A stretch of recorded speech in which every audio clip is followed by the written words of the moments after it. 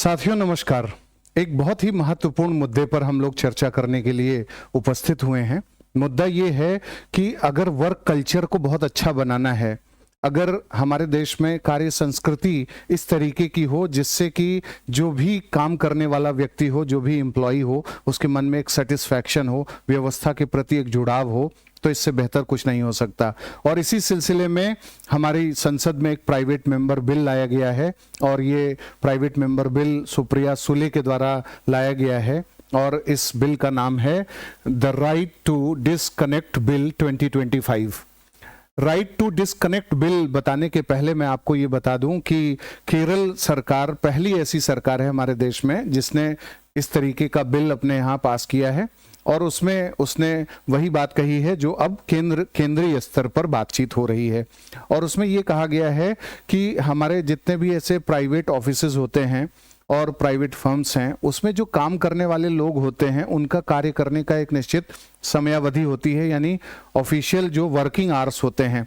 अब कोई 10 बजे से 6 बजे तक काम कर रहा है और 6 बजे के बाद उसने अपना सारा काम काज करके अब जब वो घर वापस जा रहा है तो उसके बाद भी लगातार उसके पास ईमेल आना, फोन कॉल्स आना, मैसेजेस आना, वीडियो कॉल आना, वीडियो कॉन्फ्रेंसिंग के लिए कहना, कॉल पे बने रहना, ऑलवेज ऑन कॉल का जो प्रिंसिपल है कि आप घर पे भी काम अपना निपटा करके पहुंचे हैं और आप हर समय फोन पे लगे हुए हैं, रात में 12 बजे भी, 1 बजे भी, हर समय। तो इससे जो व्यक्ति का निजी जीवन है, व्यक्ति की जो मेंटालिटी है, उसका जो मेंटल स्टेटस है, वो सब बुरी तरीके से प्रभावित हो जाता है। मैरिज इंस्टीट्यूशन भी प्रभावित होगा, फैमिली वैल्यूज भी इससे प्रभावित होंगे, बच्चों का जो पालन पोषण है, बच्चों को टाइम ना दे पाना, वो सब चीजें भी प्रभावित होंगी। यानी इसके बहुत बड़े सोसाइटल इम्प्लीकेशंस हैं, बहुत ही सामाजिक इसका प्रभाव है, सांस्कृतिक प्रभाव है। आप इन सब चीज़ों में एंगेज रहने के चलते कि आप अपने फायर न कर दिए जाएं और जिस तरीके से लगे रहते हैं तो उससे आप बहुत सी ड्यूटीज से पीछे हटते चले जाते हैं और सोसाइटी से एक अलूफनेस आता जाता है, समाज से कटाव आता जाता है, सोशल एलिनेशन होता है, बहुत से त्यौहार होते हैं उसमें आप भाग नहीं लेते हैं, इस तरीके की चीज़ें होती हैं। तो ये ऐसा एक वर्क कल्चर चाहिए कि राइट टू डिस्कनेक्ट हो, कि आप ऑफिस से काम करके गए और कोई भी कॉल आए, कोई भी ईमेल आए, आपको जवाब नहीं देना है, आपको रिस्पॉन्ड नहीं करना है। और अगर आप रिस्पॉन्ड नहीं करते, फोन कॉल्स नहीं उठाते, तो आपके खिलाफ कोई कार्रवाई नहीं की जा सकती उस जो है ऑफिस के द्वारा। और अगर इस तरीके की व्यवस्था बन जाती है तो जो हमारे कर्मचारी हैं देश में काम करने वाले, उनके हितों की सुरक्षा होगी। कई दफे क्या होता है कि वो छुट्टी लेकर के अलग अलग जगहों पर अपने परिवार के साथ घूमने भी जाते हैं और वहां भी लगातार छुट्टी होने, ऑफिशियल छुट्टी लेकर के जाने के बावजूद वहां पर फोन आ रहा है, कॉल्स आ रहे हैं, बार बार उन्हें एंगेज किया जा रहा है, तो टूरिज्म का भी कोई पर्पज नहीं रह जाता।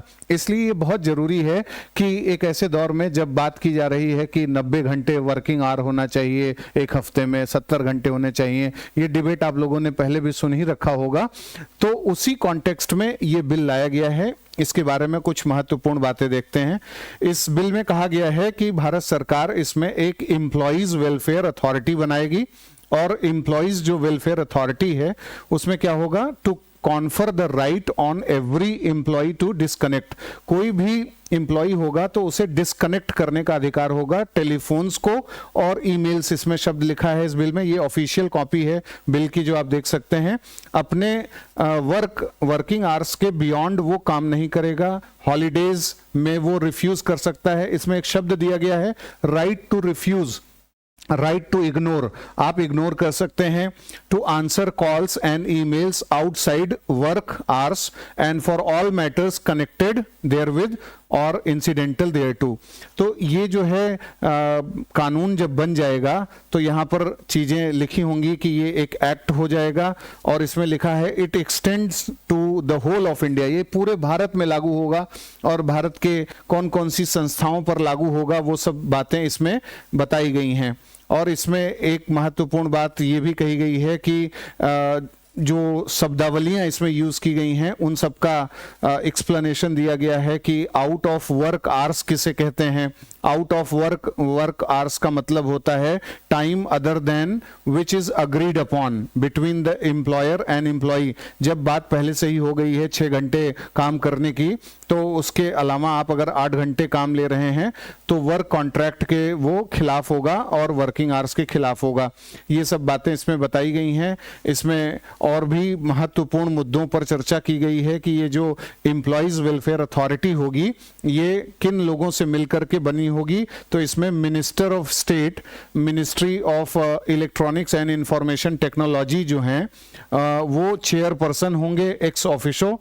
इसके बाद मिनिस्टर ऑफ स्टेट जो हैं मिनिस्ट्री ऑफ कम्युनिकेशन के वो वाइस चेयरपर्सन होंगे एक्स ऑफिसो यानी पदेन।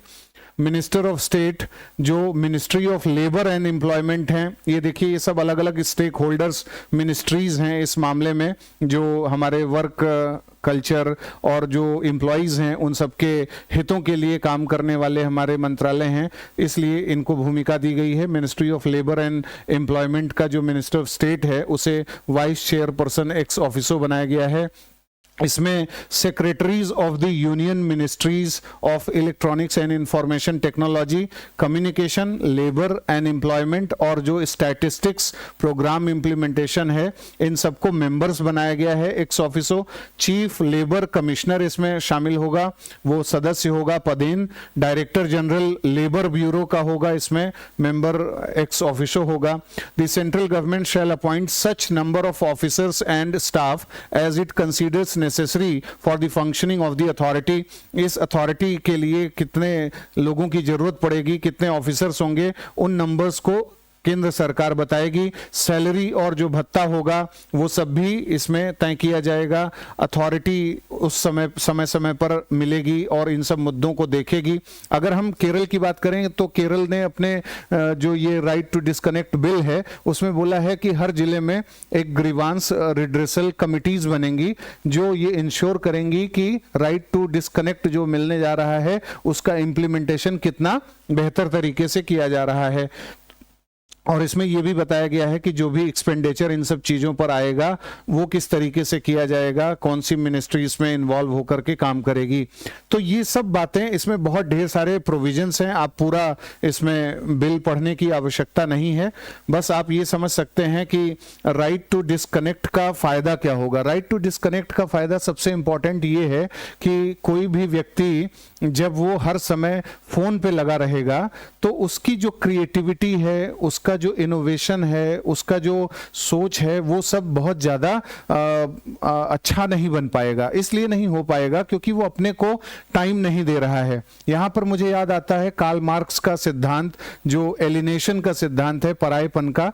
कार्ल मार्क्स कहता है कि एक व्यक्ति जो है जब वो पूंजीपतियों के किसी कार्यालय में, मतलब उद्योग में, उनके फैक्ट्री में जब काम करता है तो वो जो है मतलब जिसको कहता है कि सरप्लस वो काम कराता है। सरप्लस यानी काम करने के जितने घंटे हैं उससे अधिक का काम कराता है। तो जो श्रमिक होते हैं वो जो है उसमें अलग अलग चीज़ों से कटने लगते हैं। जैसे जब श्रमिक आता है तो पहले वो धीरे धीरे अपने काम से कटने लगेगा, अपने संस्कृति से कटने लगेगा, अपने बनाए हुए जो वस्तु हैं उनमें उसका जो है विश्वास और जो रुचि है वो सब धीरे धीरे कटने लगेगी और अंत में वो खुद से ही कट जाता है। तो इसी को कार्ल मार्क्स जो है एलिनेशन का सिद्धांत कहता है।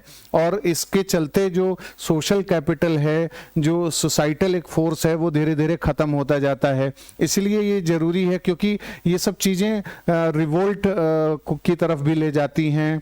जब आदमी का बहुत ज्यादा इस तरीके का माहौल रहता है, प्रेशर का और हर समय कनेक्ट में बने रहने का फोन से, तो ऐसी स्थिति में मेंटल प्रेशर होता है। कई बार सुसाइडल टेंडेंसीज आती हैं, सुसाइड इससे बढ़ सकता है जो कि राइट टू लाइफ के अगेंस्ट में होगा। और इसी तरीके से जो मेंटल हेल्थ है, यानी इरिटेशन, चिड़चिड़ापन बहुत ज़्यादा होगा। आप कहीं का गुस्सा कहीं और पर निकाल देंगे, उससे भी सोसाइटी में, फैमिलीज़ में और इन सब चीज़ों में लॉसेस होने लगेंगे। इसलिए ये एक बहुत ही इम्पॉर्टेंट अवधारणा है, यानी जो मानव अधिकार है या आप फंडामेंटल राइट कह सकते हैं, हर व्यक्ति को गरिमामय तरीके से जीने का अधिकार है। और ये डिग्निटी को एक तरीके से डाउन कर रहा है कि आपको काम काम करने के जितने घंटे हैं उतना काम करने दिया जाए, उसके बाद अगर आपसे काम लिया जा रहा है अनावश्यक तरीके से तो ये डिग्निटी के खिलाफ माना जाना चाहिए। तो इस तरीके से पूरा इसका एक बहुत बड़ा इंपॉर्टेंस है, एक बहुत ही ब्रॉड कॉन्सेप्ट के साथ ये बिल लाया गया है और ये बिल अगर एग्जीक्यूट हो जाता है, ये कानून बन जाता है, तो ये एक रिवोल्यूशनरी बात होगी।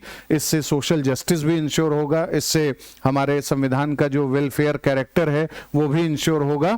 और इसलिए ये बिल जो है केरल सरकार का ये जो मुहिम है वो भी बहुत ही स्वागत योग्य है और यहाँ पर जो काम किया गया है। अब इसमें एक ही मुद्दा आ सकता है जो परीक्षा की तैयारी करने वाले लोग हैं मेंस के हिसाब से, वो एक डायमेंशन इसमें ये भी ले आ सकते हैं कि अगर मान लीजिए आपको ग्रोथ करना है, अगर किसी भी इकोनॉमी को बहुत ज़्यादा आगे ले जाना है, तो अगर फिक्स्ड तरीके से सब सेट कर दिया गया कि 6 घंटे का काम है तो 6 ही घंटे करना होगा, तो ग्रोथ के मानक कैसे तैयार होंगे?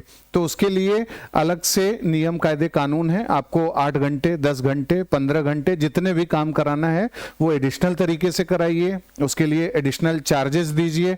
और उसके साथ साथ एक बात और है कि उस व्यक्ति की सहमति लीजिए कि क्या वो 6 घंटे से अधिक काम करना भी चाहता है कि नहीं। अगर उसे ग्रोथ नहीं चाहिए तो आप किसी और को, एम्प्लॉइज को रखिए, एडिशनल वर्क फोर्स ले आइए जिससे कि औरों पर ज़्यादा दबाव ना आए, क्योंकि अल्टीमेटली वर्क फोर्स जो है उसको उसके कंसेंट के साथ ही काम कराना जरूरी है एक लोकतांत्रिक समाज में, एक लोकतांत्रिक देश में।